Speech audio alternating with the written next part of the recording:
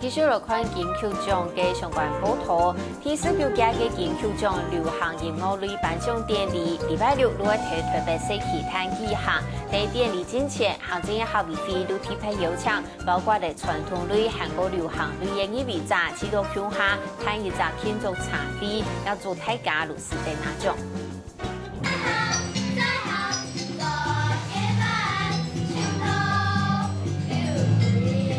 昨日等一下台庆上杜达伯配合欠快嘅音乐节奏，在行转战弯速度溜队，与唐主本人为太难唱。因为礼拜金曲奖传统老年时代最佳儿童音乐奖设计偏动联络国小小朋友，虽然颁奖典礼今日冇办法出席，不过利用撇除高中同龄小朋友，乡下出席客家金曲音乐茶会，本期了大家都当欢喜。蔡成泰老师就听到我们的歌声就觉得哇，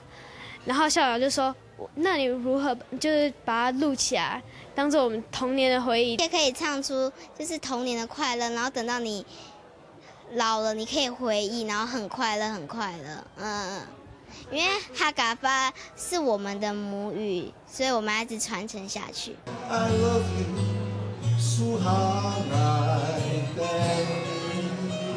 今年嘅金曲奖客家音乐总投入9種嘅專輯演除了大家獨啲嘅豐年入老師用兩條音，佢就當到嘅客家新生團。最大的那个出發點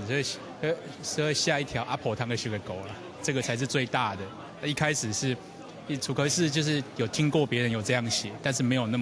麼強的動力。客家的音樂哈需要年輕一點的聽覺，所以就毅然決然，然後覺得應該要來做客家比較年輕的音樂。 因为我等就客家人嘛，然后那个是几年前客委会举办的那个客语原创大赛，信宜参加比赛，那得到不错的成绩，所以就觉得那我们就来试试看，多做一些歌曲这样。回到預祝客家年年得到金曲獎，還會非特別舉辦茶會，讓搶手住嘅藝術家齊齊共下，除了顯著嘅表現，本大家談活動內容之外。 每本大家共下分享呢，亦都有免費嘅歡喜。下星期根據點處理特別不同。